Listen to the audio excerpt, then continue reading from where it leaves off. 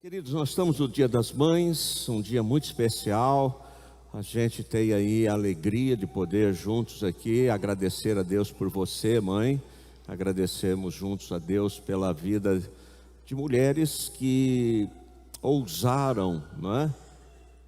Criar os seus filhos, preparar os seus filhos para a vida. E houve uma época, não muito distante de nós, que o útero materno era o lugar mais seguro no mundo. Houve uma época. Hoje nem tanto. Hoje se trata da questão do aborto e se tenta de alguma maneira mostrar que isso representa uma libertação da mulher, da visão do feminismo, né? E a gente fica acompanhando aqui, a colar algumas informações, preocupados com esse tempo, né? Porque o lugar mais seguro no mundo era o útero materno. E as mães sabem do que eu estou falando, né?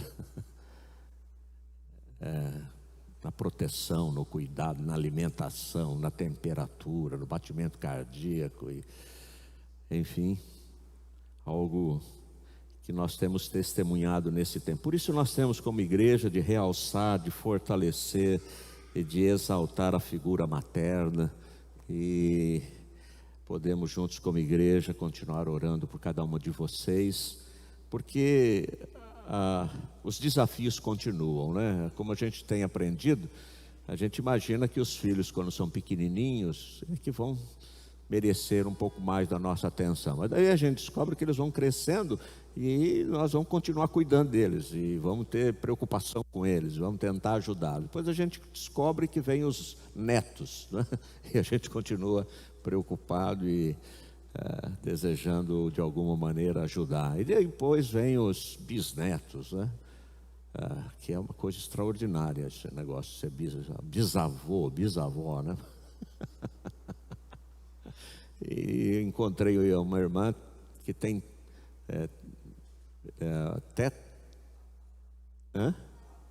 tataravó, tataravó. A irmã Elizabeth, outras irmãs também, mas ela falando, eu sou tataravó, pastor. Eu falei, espera aí, cara, vamos mais devagar, quer acelerar aí o negócio, espera aí, né? Queridos, vamos juntos aí abrir a Bíblia para 1 Samuel capítulo 1, eu quero ler o verso 10 e depois eu vou ler alguns outros textos aí, desse capítulo, dessa experiência vivida por Ana. Não tem como eu e você falarmos do Dia das Mães, nos lembrarmos de mãe, da experiência de ser mãe, do desejo de ser mãe, sem nos lembrarmos de Ana, né? A mãe de Samuel. E a gente pode juntos aqui olhar mais uma vez para esse texto. E todas as vezes que você ler a palavra de Deus, haverá algo novo da graça, da misericórdia, da revelação de Deus na nossa vida através da palavra, não é? Então é comum às vezes a gente ler um texto bíblico e alguém ler o mesmo texto bíblico e você dizer assim, mas vai ler de novo esse texto. Mas se eu pregar esse texto, o pastor Pedrosa pregar esse texto, o pastor Milton pregar esse texto, o pastor Haroldo pregar esse texto, qualquer outro pastor pregar esse texto, vai ter algo novo aqui, daquilo que o Espírito Santo pode compartilhar conosco, não é? Então 1 Samuel capítulo 1, verso 10, não é? E Ana, com amargura de alma, orou ao Senhor e chorou muito, chorou muito. Irmãos, nada mais desafiador na nossa vida, do que ver uma mãe chorando, não é? Nada mais desafiador para mim e para você do que estar perto de uma mãe que chora. A mãe chora por vários motivos. A mãe chora porque ficou grávida, né? Teve a notícia de que está grávida, aí ela chora, né? A mãe chora quando a criança se movimenta no ventre. A primeira vez que ela percebe esse movimento, a mãe chora também, né? A mãe chora quando a criança nasce. A mãe chora na experiência de amamentar, A mãe chora na doença do filho, da filha. A mãe chora na angústia de não ter o controle mais, ou não poder alcançar mais, deixar o filho bem perto. E o filho vai, a filha vai. Então, a mãe chora. E a gente tenta, de alguma maneira, ajudar nesse processo de estar ao lado, de estar junto, porque é um sentimento que eu e você não conseguimos mensurar, eu e você não conseguimos entender esse negócio. E nós precisamos apenas nos colocar assim como aqueles que compartilham aquele momento e ajudam orando. Quanto menos você falar num momento como esse, melhor, né? A gente já tem aprendido isso aqui, né?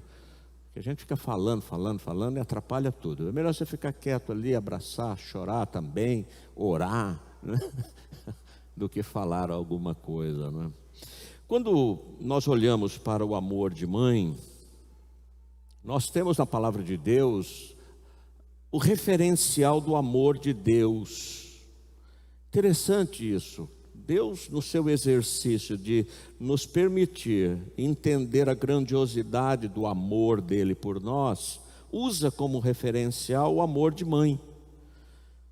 O profeta Isaías diz lá no capítulo 49, 15: será que uma mulher pode se esquecer do filho que ainda mama, de maneira que não se compadeça do filho do seu ventre? Mas ainda que esta viesse a se esquecer dele, eu, porém, não me esquecerei de vocês. Então, há um paralelismo aqui, o profeta dizendo: olha, a gente pode entender o amor de Deus por nós, ou estamos mais esclarecidos quanto ao amor de Deus por nós, quando nós percebemos o quanto uma mulher está dedicada em cuidar, em proteger, em demonstrar amor, em estar disposta a estar ao lado do filho, ajudar o filho, olhando para o amor de uma mãe. A família tem sido deixada por Deus como este referencial do amor de Deus, não é? Então a família, quando olhamos para a família, nós vamos percebendo assim essa manifestação do amor de Deus, e tudo aquilo que eu e você vamos ao longo da vida aprendendo, né? É um amor que não desiste, é um amor sacrificial, é um amor alegre, que deseja celebrar a vida, não é? E a gente aprende nessa convivência familiar, uma família saudável, né? Uma família de relacionamentos saudáveis, a gente tem esse referencial. A figura de Ana, o nome Ana significa graça, né? É a mãe de Samuel, e Samuel significa pedido ao Senhor, né? Sempre nos desafia. Não sei você, mas sempre olhar para esse texto é um texto desafiador para nós, pelo realismo com o qual essa mulher, a Ana, se coloca diante de Deus, e ela fala da sua dor, ela fala da sua amargura. Então ela não tem nenhum tipo de preocupação, de patrulhamento quanto a manifestar diante de Deus os seus sentimentos. Aliás, essa é uma característica da mulher, né? Quando você pergunta para o homem a respeito da família, o homem diz assim: está tudo bem, lá em casa está tudo bem. Mas quando você pergunta para a mulher, para a esposa, para a mãe, normalmente ela para, ela dá uma respirada, né? E ela tem uma visão mais ampla ali das questões, e ela coloca isso de uma maneira mais transparente, não é? O capítulo 1 ainda, o verso 2 diz assim: tinha ele duas mulheres, uma se chamava Ana e a outra Penina. Penina tinha filhos, Ana, porém, não os tinha.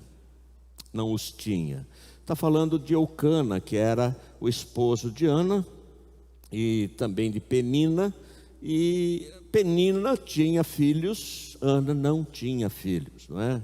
Então ela está ali cansada e amargurada, porque naquele contexto, a esterilidade, a impossibilidade da mulher gerar um filho, era algo que a diminuía, que a colocava numa condição de inferioridade diante da sociedade. Então a maternidade era um valor muito importante na sociedade do Antigo Testamento.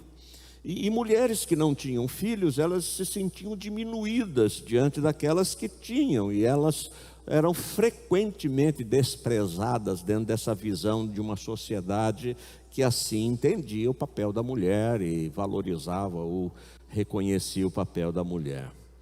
Irmãos, nada mais complicado, desafiador você lidar com uma mulher que quer engravidar e não consegue. É um desafio para todo mundo. E vez por outra, nós como pastores, lidamos com situações assim. A mulher vai, chega um momento ela quer engravidar. Rapaz do céu. A coisa fica séria, porque ela estabelece aquilo como objetivo, como meta e como do coração, e nada, absolutamente nada, pode diminuir essa ansiedade dela. Vai aumentando, vai aumentando. Houve uma época que nós tínhamos aqui na igreja uma pessoa que queria muito, uma moça, uma senhora que queria muito engravidar. Todo dia ou todos os cultos que eu apresentava um bebê, aqui ela saía do culto e saía chorando. Era ter uma apresentação de bebê aqui, ela entendia aquilo como algo que ela não conseguia ver, não conseguia suportar. É muito forte isso na mulher, não é? Ela tem esse desejo, essa vontade, né? Algumas conseguem transitar bem nessa questão, mas outras, ou a maioria, tem muita dificuldade nisso. Olha o que diz o verso 7 e 8 do capítulo 1. E assim o fazia ele de ano em ano, e todas as vezes que Ana subia à casa do Senhor, a outra a irritava. Quem a outra? Penina, não é? Pelo que ela chorava e não comia. Então Eucana, seu marido, lhe disse: Ana, por que choras? E por que não comes? E por que estás de coração triste? Não te sou eu melhor do que 10 filhos? Irmãos, todas as vezes que Eucana com a sua família subiam ao templo para adorar, a Penina agia meio sem misericórdia ali, dizendo assim: você não consegue dar filhos aí para o seu marido, e eu consigo porque eu sou mais abençoada que você, e você não tem essa alegria que eu tenho. E era mais ou menos essa a batalha, não é? E aí o texto diz que Ana sentia isso, chorava, não comia, né? Agora, o que a gente aprende aqui, irmãos, nesse texto? Que eu e você precisamos ter uma sensibilidade espiritual quando nós lidamos com mulheres, com mães, com aquelas que desejam de alguma maneira uma bênção de Deus e ainda não receberam. Então, qual é o grande desafio meu e você, esposo, não é? É que a gente tenha essa sensibilidade de entender esta dor sem tentar explicá-la. Porque quando você explica algo para alguém que está vivendo uma luta, um desafio, isso não diminui a dor dela. A gente tenta explicar, não é? Mas isso não diminui a dor.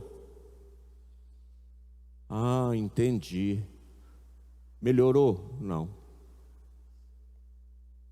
Não diminui a dor. Então, qual é a postura minha e sua, pastores, esposos, pais, não é? Eu me lembro da Poliana, né? Não sei se ela está nos acompanhando, mas houve um momento na vida da Poliana que ela queria engravidar. Rapaz do céu, né? Deixava a Moab quase doida. E vamos, e tenta ajudar, e vamos, né? Então assim, como é que a gente ajuda alguém nesse contexto? A gente deveria, primeiro, pedir a Deus a sensibilidade de entender a dor e a percepção de uma mulher nesse contexto, né? E que nada, absolutamente nada, poderia ou pode diminuir essa dor, né? Então eu me coloco ao lado, eu oro, eu abraço, eu estou junto, porque não há como eu e você, por mais que a gente tente fazer algo para diminuir essa ansiedade, essa dor, num coração de uma mulher que tem esse objetivo, não é? Então, o que eu e você podemos fazer? Interceder. Todas as vezes que você vê alguém com esse contexto, coloque-se ao lado e ore com essa pessoa, não é? Olha o que diz o texto sagrado sobre Isaac e Rebeca, né? É muito interessante a Bíblia, quando a gente olha para a palavra de Deus. Deus diz a Abraão que em ti serão benditas todas as famílias da terra. Sara era estéril, né? Aí vem Isaac, Rebeca é estéril. Aí vem Jacó e Raquel é estéril. As 3 mulheres dos 3 homens a quem Deus repete essa promessa são estéreis. Então, se Deus tivesse falado isso para uma mulher parideira, tem mulher que é parideira, né? Ela tem filho cada ano, se bobear, tem um filho por ano, né? E nasce assim, né? Mas fala para 3 mulheres e as 3 mulheres são estéreis. Eu fico olhando para a palavra de Deus e eu percebo assim esse ensino de Deus de uma maneira tão clara para nós sobre a soberania dele, de que ele nos permite participar dessa questão dos projetos dele, dos desafios que ele coloca, do reino dele, mas é sempre ele, né? Então as 3 mulheres envolvidas, né, no projeto de Deus de construir uma nação, eram estéreis. Olha o que diz o texto lá em Gênesis 25, 20 e 26. Ele tinha 40 anos quando tomou a sua esposa Rebeca, filha de Betuel, o arameu de Padã Arã, e irmã de Labão, o arameu. Isaac orou ao Senhor por sua mulher, porque ela era estéril. O Senhor ouviu as orações dele, e Rebeca, a mulher de Isaac, ficou grávida. Olha aqui, irmãos, há uma revelação interessante aqui para nós, né? O homem que tem a esposa e que essa esposa deseja engravidar. Então, me parece que está claro nessa teologia aqui o papel do homem neste processo como um intercessor pela esposa. O Senhor ouviu as orações dele e Rebeca, a mulher de Isaac, ficou grávida. Os filhos lutavam no ventre dela, então ela disse: por que isso está acontecendo comigo? E ela foi consultar o Senhor, e o Senhor lhe respondeu: 2 nações estão no seu ventre, 2 povos nascidos de você se dividirão, um povo será mais forte do que o outro, e o mais velho servirá ao mais moço. Cumpridos os dias para que esse desse à luz, eis que havia gêmeos no seu ventre. Nasceu o primeiro ruivo, todo revestido de pelo, por isso deram-lhe o nome de Esaú. Depois nasceu o irmão, com a mão segurava o calcanhar de Esaú, por isso lhe deram o nome de Jacó. Agora presta atenção no texto. Isaac tinha 60 anos quando Rebeca deu à luz. Quando a gente olha a Bíblia, parece que há um automatismo na vida. Mas o autor sagrado está dizendo para mim e para você que se passaram 20 anos. O casamento de Isaac, né, e Rebeca, passaram 20 anos. E este processo que muitas vezes nós vivemos quando nós desejamos muito que Deus nos abençoe em determinada área da nossa vida, está muito ligada à construção que Deus está fazendo do nosso caráter. Então, esse automatismo que muitas vezes nós queremos nas nossas orações, nas respostas de Deus, e às vezes a gente diz: Deus está demorando em responder, Deus deveria ser mais rápido, eu acho que Deus não vai responder, eu acho que Deus se esqueceu de mim, eu acho que eu não sou tão amada por Deus, eu acho isso, eu acho aquilo.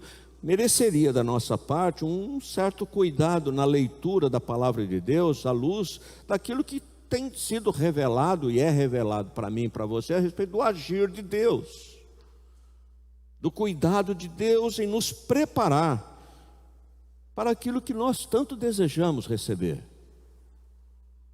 Então a gente tem Abraão esperando 25 anos pelo nascimento do seu filho. E esse período é um período onde nós estamos sendo moldados, nós estamos sendo trabalhados. Quanto mais rápido eu e você entendemos que nós estamos num processo onde Deus está trabalhando o nosso caráter, mais rápido esses processos acontecem. Então, ao invés de nós ficarmos muitas vezes tentando nesse nosso achismo, né?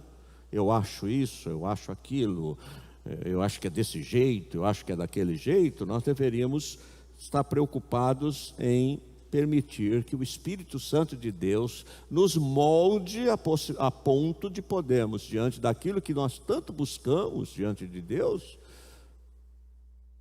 estamos preparados. Estamos preparados. Olha o que diz o verso 11 do capítulo 1. Ana sabia exatamente o que ela queria do seu Deus. A oração de Ana é uma oração muito clara, muito objetiva, né? Como a gente já observou. E olha o que ela diz: e fez um voto dizendo: Senhor dos exércitos, se benignamente atentares para a aflição da tua serva e de mim te lembrares, e da tua serva te não esqueceres, e lhes deres um filho varão, o Senhor o darei por todos os dias da sua vida, e sobre a sua cabeça não passará navalha. Uau! Prestou atenção nesse voto?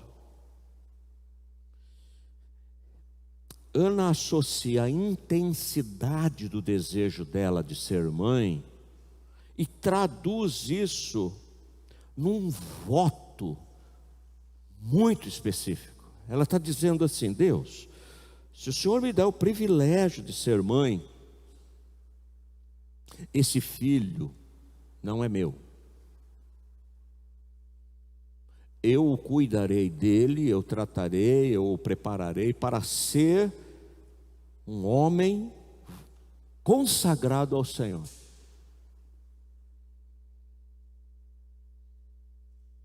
Eu não quero filho para mim.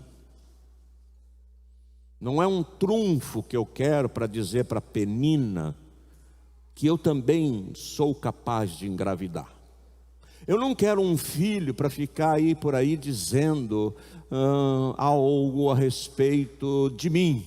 Eu quero um filho que revele a tua glória, que mostre ao mundo que realmente o Senhor é o Senhor da vida dele. Então há uma intensidade aqui na proporção do que nós buscamos a Deus, do anseio que invade a nossa alma. O que eu e você estaríamos dispostos a fazer? Qual é o compromisso que eu e você assumimos diante de Deus, num desafio que a gente está enfrentando, no momento que a gente está enfrentando? Qual o desafio? Qual voto? Eu já disse aqui várias vezes que quando eu vou visitar alguém no hospital, alguém que está muito mal, a pessoa diz assim: pastor, se Deus me tirar dessa, aí eu falo: irmão, pense no que você vai prometer para Deus.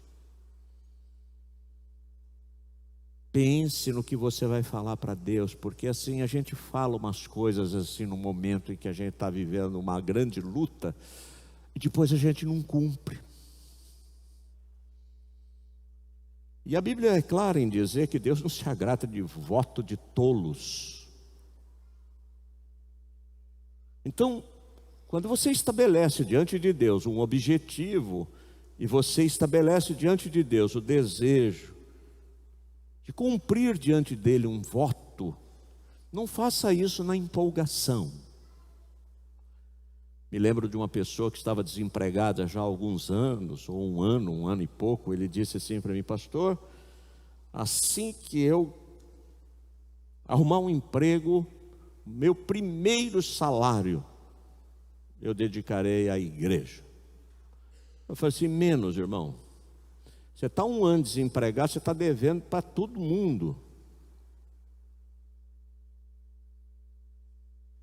Então você vai ter muitos desafios aí para acertar essa coisa toda. O que Deus espera de mim e de você?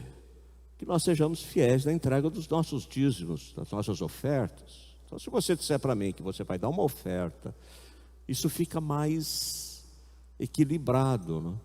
Porque a gente vai falando uns negócios assim, e depois a gente esquece. A gente, falei para Deus, mas Deus é misericordioso, né? Deus é tão bondoso. Deus entende. Mas essa mulher faz um voto. Ela diz: o filho não será meu, mas ele será dedicado ao Senhor. Então, quando ela engravida, ela tinha consciência de que o filho não era dela, mas ela seria serva de Deus para cuidar do filho que é de Deus. Deus incumbiu ela para cuidar do filho. E essa foi a visão de Maria, mãe de Jesus. Ela estava cuidando do filho que não era dela. E se eu e você formos honestos na leitura da palavra de Deus, a gente vai entender que os nossos filhos não são nossos. Os nossos filhos pertencem ao Senhor. E quanto mais cedo eu e você entendemos isso, mais efetiva será a nossa participação na formação do caráter dos nossos filhos, na ajuda aos nossos filhos a temer a Deus, a conhecer os valores da palavra de Deus, os ensinos da palavra de Deus. Você pode matricular o seu filho na melhor escola de americano, de qualquer lugar aqui, pagar a mensalidade mais cara, mas se você não tiver consciência de que você está preparando um homem, uma mulher, para primeiramente temer ao Senhor, adorar ao Senhor e ser reverente ao Senhor, a escola não fará isso. Não dá para terceirizar isso. Por isso, a responsabilidade é minha e sua de prepararmos os nossos filhos com essa visão de que eles pertencem ao Senhor. Deus nos deu o privilégio de cuidar deles, nós cuidamos daquilo que pertence a Deus. Não é nosso. E eu sei que uma das coisas mais desafiadoras para mim e para você é fazer a oração da entrega. Não, é meu. Não, é minha filha. Não, é meu filho. Não. É uma das coisas mais desafiadoras. Esse pronome possessivo, né? Meu, é meu. Não. Eu cuido daquilo que Deus me deu e devo cuidá-lo com maior zelo. É importante, irmãos, percebermos na vida que situações extremas exigem passos ousados de fé. Olha o que diz 1 Samuel, capítulo 1, verso 27 e 28. Por esse menino orava eu, e o Senhor me concedeu a petição que eu lhe fizera. pelo que também o trago como devolvido ao Senhor por todos os dias que viver, pois do Senhor o pedi, e eles adoraram ali o Senhor. O dia do parto chegou, o dia da experiência da amamentação também. Eu creio que todas as vezes que Ana pegava essa criança nos braços, ela tinha um misto de alegria e também havia lágrimas, porque ela sabia que esta criança seria devolvida a Deus e seria realmente colocada a serviço de Deus do templo, não é? E foi assim que Ana começou a arrumar a mala do pequeno Samuel. Então imagina você, uma mãe arrumando a mala de um filho pequeno, que significaria que ele não dependeria mais dela, mas estaria totalmente dedicado ao Senhor e cuidado, junto com aqueles que serviam no templo. Qual era o objetivo de Ana? Ela estava motivada a ensinar Samuel a respeito da fidelidade. E uma das maneiras que eu e você temos de comunicar paixão para os nossos filhos com respeito às coisas de Deus é a nossa fidelidade a Deus. Se você vem na igreja de vez em quando, você está comunicando algo para a sua família. Qual? Mais ou menos, é importante, mas é mais ou menos. Se você troca essa comunhão com a igreja por uma festa, que agora está em festa de domingo, né? Você está comunicando algo para os seus filhos. Depois não cobre deles nada. Não cobre deles nada. Se você diz para os seus filhos que o casamento com os pais dele é a pior coisa que aconteceu na sua vida, você está comunicando alguma coisa para os seus filhos. Entende isso? Não? É que eu preciso desenhar. Por que que nós temos um compromisso com o Senhor e esse compromisso se materializa na nossa comunhão, no nosso culto? Porque nós estamos ensinando fidelidade. Porque nós estamos dizendo para a nossa família o que é prioridade para nós. Porque nós estamos comunicando a essa geração que está chegando que realmente é significativo o fato de nós termos uma igreja, de nós podermos nos reunir, de nós termos pessoas que estão interessadas em nos ajudar a preparar os nossos filhos para a vida. É um ato de obediência da nossa parte e nós ensinamos isso. O cumprimento do voto ou do voto a Deus significa que nós estamos comunicando paixão. Nós estamos comunicando esse desejo de que os nossos filhos venham nessa esteira. Eu não sei se você, mas talvez alguns aqui se lembram de que nós tínhamos esse compromisso da escola bíblica dominical, né? Lá na minha casa, minha mãe já nos acordava e a gente tinha esse compromisso de ir à igreja, de estar na igreja, de compartilhar o ensino da palavra. Não era uma opção assim, acho que hoje está bom o tempo está bom hoje o tempo está bom, hoje eu vou. Hoje eu vou com aquele sapato novo, porque eu estava com o sapato, o meu sapato já estava meio desgastado, mas agora tem um sapato novo, eu vou à igreja. Não, é algo que tem a ver com a nossa fidelidade a Deus. E ela faz esse voto. Agora presta atenção nisso, irmãos. Se você pode negociar o voto que você fez a Deus, isso não é voto, isso é barganha. Porque voto não se negocia. Se você disse algo para Deus a respeito de uma necessidade, de uma resposta que você está buscando, de uma cura, de algo extraordinário, isso não se negocia. Porque se você negociar isso com Deus, não é voto, é troca. Ó Deus, você faz isso, eu faço isso. Não, é um compromisso. Um compromisso com Deus. E você comunica paixão e fidelidade às pessoas que convivem com você. Pastor, está difícil hoje criar filhos. Está difícil.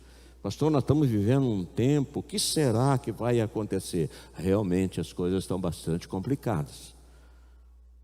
O que eu e você podemos fazer diante de tantas questões que estão diante de nós?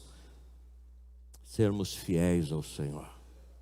Não negociarmos valores, princípios, não negociarmos aquilo que a gente sabe que é o que nós necessitamos e eles também nessa caminhada. Samuel, ele não surge do nada. Samuel tinha uma mãe, tinha um pai. Ana pede este filho a Deus e depois diz: eu vou devolver esse filho, não é meu. O Senhor me dá o privilégio de cuidar dele, mas ele pertence ao Senhor. Como eu já disse, não era uma rivalidade com a cunhada, com a prima, com alguém. Quero ficar grávida porque a minha prima ficou grávida. Não.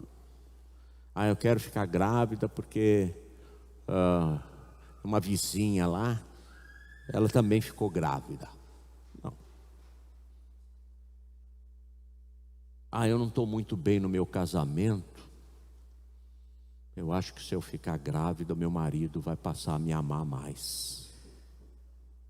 Não. O foco dela era ter um filho e esse filho ser dedicado a Deus, não é? Era Ana, uma mãe que preparou o caminho, uma mãe que vivia a tradição da piedade e a sua espiritualidade está manifesta em todo cuidado, né? E entendimento da soberania de Deus. Olha o que diz o capítulo 2, versos 19 e 21. Sua mãe lhe fazia uma túnica pequena e de ano em ano lhe trazia quando com o seu marido subia a oferecer o sacrifício anual. Eli abençoava Eucana e a sua mulher e dizia: o Senhor te dê filhos desta mulher em lugar do filho que devolveu ao Senhor. E voltaram para casa. Abençoou, pois, o Senhor a Ana, e ela concedeu e teve 3 filhos e 2 filhas.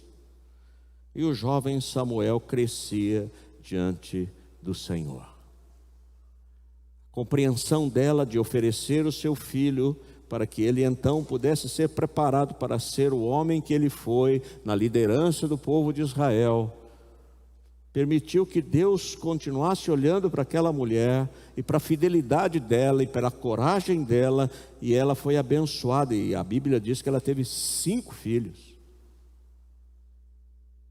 5 foi o resultado. E esses são os resultados quando somos fiéis a Deus. Pode uma mãe esquecer-se de seu filho? Irmãos, uma das tarefas inegociáveis de Ana, neste período que antecedia eles irem ao templo junto com o seu marido e junto com a Penina e junto com os filhos, era costurar uma estola sacerdotal. Samuel, ele recebia anualmente da sua mãe uma veste, uma túnica muito especial. Eu fico imaginando que talvez naquele contexto ela tinha que tecer o tecido ali. E a Bíblia diz que era um tecido de linho. Então ela tinha a responsabilidade de tecer o tecido que seria costurado para que então ela levasse para Samuel no templo. E o texto sagrado diz que a cada ano era feita uma nova túnica, ou seja, Samuel está crescendo. Samuel já não é mais um garoto, Samuel já não é mais um adolescente, Samuel é um jovem, agora já não é mais um jovem, é um homem. E ela fazia isso. Ela via o crescimento físico, ela via o crescimento espiritual do seu filho. E eu creio que quando Samuel vestia aquela túnica, no ofício sacerdotal, nas funções que ele passou a desempenhar lá no templo, ele sorria e ele dizia assim: isso aqui é a manifestação do amor da minha mãe por mim. Eu visto essa túnica, e essa túnica atenua um pouco a saudade. Essa túnica, ela diminui um pouco a distância, não a distância geográfica, mas a distância afetiva. Alguém preparou isso para mim. Alguém teve o cuidado de costurar. Imagina uma mãe, né, costurando algo para o filho, né? Os detalhes, né? A maneira como era feita. Penso que Ana, de todas as tarefas que ela tinha, essa aqui era inegociável. Eu vou preparar essa túnica, eu tenho que levar para o Samuel, meu filho, que está servindo ao Senhor. Samuel, como nós sabemos, a leitura da palavra de Deus, desenvolveu um papel muito importante na história do povo de Israel. A sua liderança, num momento histórico de muita importância para o povo de Israel, foi inegável. Um homem preparado para liderar o povo. Ele viveu um tempo no qual o povo ainda tinha uma memória da experiência com Deus no deserto, mas tinha uma necessidade de olhar para frente e de se organizar como um povo histórico. Ele tinha que manter viva na memória do povo que eles não eram um povo, eles eram o povo de Deus. Irmãos, que grande desafio para nós hoje como igreja, sermos lembrados que nós somos o povo de Deus. Porque parece que a gente é o povo do povo. O linguajar, as ações, os negócios, o jeito, é do povo. Todo mundo faz. Todo mundo faz, pastor. Para com esse negócio. Mas nós somos o povo de Deus. O namoro cristão é um namoro pautado pela vontade de Deus. Os negócios são negócios de homens de Deus. O linguajar é um linguajar de um homem e de uma mulher de Deus. Se não for através de nós que o mundo perceberá que realmente nós somos o povo de Deus, vai ser através de quem?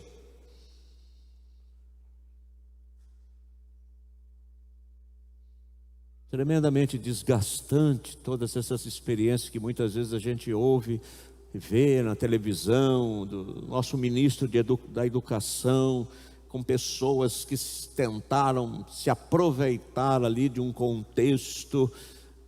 Poxa vida, nós somos o povo de Deus. As pessoas precisam olhar para nós somos o povo de Deus, não podemos viver como todo mundo vive, fazer o que todo mundo faz, não podemos. Nós precisamos pedir que Deus nos cuide do nosso casamento, dos nossos filhos, porque nós somos o povo de Deus. Somos o povo. E essa era a missão de Samuel. Samuel foi levantado e disse assim: olha, nós somos o povo de Deus, hein? Está errado isso aí está errado. Isso aí não está certo. Nós somos o povo de Deus. Precisamos de homens assim. Precisamos formar uma geração de homens de Deus que ensinem as pessoas a serem o povo de Deus. E nesse período, Samuel exerce a função de juiz e de profeta. Ou seja, ele era e foi um homem com destaque do seu papel, da sua responsabilidade, da sua missão. Então eu queria nessa hora orar com você. Não sei, você também que está em casa, às vezes a gente está falando aqui sobre esse desejo de engravidar, desejo de ser mãe. E às vezes algumas pessoas dizem: ô pastor, puxa, não toca nesse assunto não.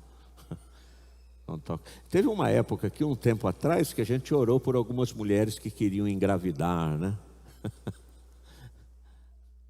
Chamamos à frente, vieram aqui algumas mulheres. Eu acho que a maioria delas engravidou. Veio até uma senhorinha. Quem estava aqui, lembra disso? Não. Quando eu vi a senhorinha aqui, tinha uns 60 anos, sei lá, 70 anos, eu falei assim: nossa, agora nós vamos precisar jejuar também, porque o negócio aqui agora ficou sério. Aí ela falou assim: não, pastor, não é por mim não, é pela minha neta, né? Neta, sobrinha, filho, sei lá quem é. E ficou grávida. A menina ficou grávida, não é isso, pastor Haroldo? Ficou grávida. Eu não sei qual é a dor, não sei qual é a angústia. Talvez você esteja aí ansiosa, porque os seus filhos estão longe geograficamente, mas também longe espiritualmente. Talvez você esteja aí preocupado com os seus netos. E esse negócio de ser neto, de ter neto, é um desafio, porque você não pode dar pitaco, entendeu? Você torce para que os seus filhos façam a lição de casa, entendeu, Jairo? Logo, logo, né, Jairo? Logo mais à frente. Mas você não pode dar pitaco. Mas enquanto eles estão perto de nós, nós podemos orar, e mesmo distantes podemos orar, e podemos orar colocando diante do Senhor. Se você está vivendo uma luta muito, muito grande, intensa, pense no que você poderia assumir diante de Deus nessa hora. Um voto. Mas não faça isso na empolgação, hein? Não vai nesse embalo, não.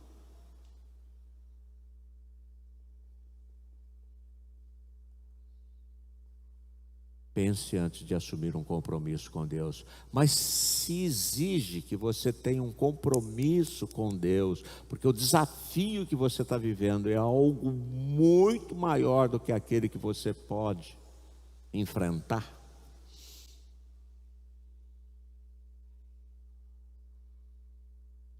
Assuma diante de Deus um compromisso. Fica você e Deus aí. Mas não se esqueça, Deus não gosta de gente bocó. Deus não gosta de gente tola, falando as coisas. Não, Deus gosta de coisa séria. Mas se coloque diante de Deus nessa hora. Nós vamos orar. Nós vamos nos colocar diante do Senhor. E vamos orar pelas mães da nossa igreja. Orar por você que também nos acompanha em casa. Orar por esse tempo tão desafiador, onde a mulher tem sido colocada como um objeto político,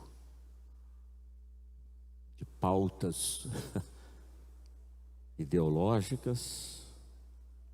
Nós, o povo de Deus, temos a nossa pauta, viu? Nós não somos regidos aí por nenhum movimento político. Quando alguém chegou para falar sobre a ecologia, a Bíblia já tinha falado disso há muito tempo. Aí chega o crentaiado e diz assim: pastor, nós temos que preservar os rios, a Mata Atlântica. Rapaz, a Bíblia sempre falou isso, cara. Agora que se acordou? Hã? Agora que você está entendendo?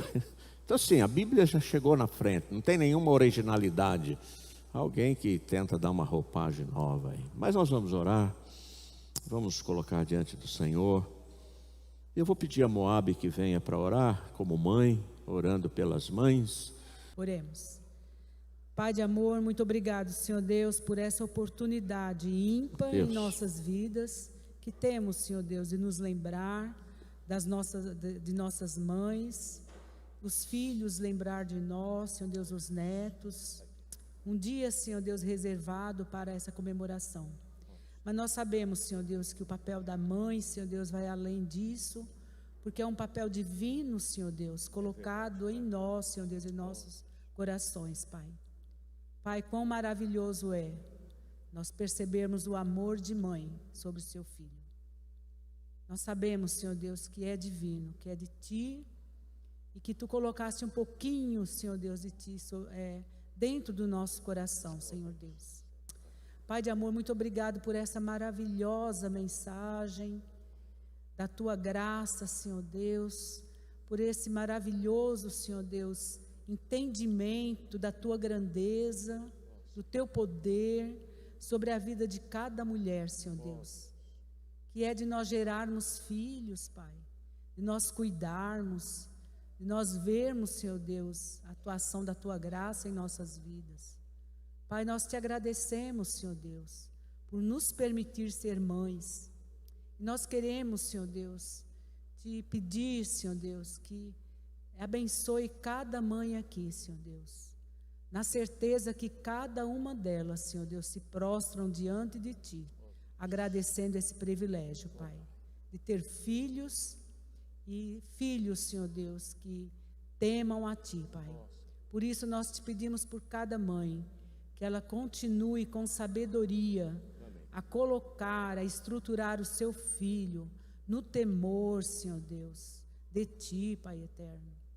Que isso que é a estrutura que o homem precisa, o homem e a mulher, Pai. O resto, Pai, é contigo, Pai, é o nosso que nós aprendemos. Nós sabemos, Senhor Deus, que a vida nos traz grandes desafios, mas quando os nossos filhos estão estruturados na Tua palavra, eles têm, Senhor Deus, essa força, essa dinâmica, Senhor Deus, porque eles sabem que Tu estás com eles, Senhor Deus. E nós temos essa experiência como filhos, como mães, agora como avó, como bisavó, Pai. Pai, eu Te agradeço, Senhor Deus, porque isto é presente para cada uma de nós, Senhor Deus. Pai de amor, muito obrigado, Senhor Deus, pela Tua grandeza, pela Tua bondade. Pai, Te pedimos, Senhor Deus, que cada mãe, Senhor Deus, seja ricamente abençoada. E Te agradecemos, Senhor Deus, pela vida dos nossos esposos, dos Teus filhos que são homens tementes a Ti, Pai, que estão diante de Ti. Pai, é muito bonito, Senhor Deus, nós vermos, Senhor Deus, famílias inteiras, Senhor Deus, entrando na igreja, Pai. É um testemunho de fidelidade. Ó Pai, Te agradecemos, porque essas coisas, Senhor Deus, são ímpares na nossa vida. Esse testemunho, essa alegria, Senhor Deus, que não tem preço. Te agradecemos, Senhor Deus, pelo amor, pelo cuidado, porque Tu não desistes de nós, Senhor Deus, apesar de nós não merecermos a Tua graça e o Teu perdão. Mas nós Te agradecemos e Te pedimos, Senhor Deus, que continue conosco, Senhor Deus, no decorrer desse dia, Senhor. Cada família representada aqui, Pai eterno, seja abençoada. Todas as famílias, Senhor Deus, do Brasil e do mundo, Pai. Que Tu continue a ter misericórdia de nós, Senhor Amém. Deus. Nesse tempo tão desafiador, Pai, em que nós, Senhor Deus, só podemos nos firmar e vencer, segurando nos Teus braços, segurando na Tua mão, na Tua palavra, na comunhão, Senhor Deus. Em nome de Jesus é que eu Te peço e Te agradeço. Amém. Amém. Amém.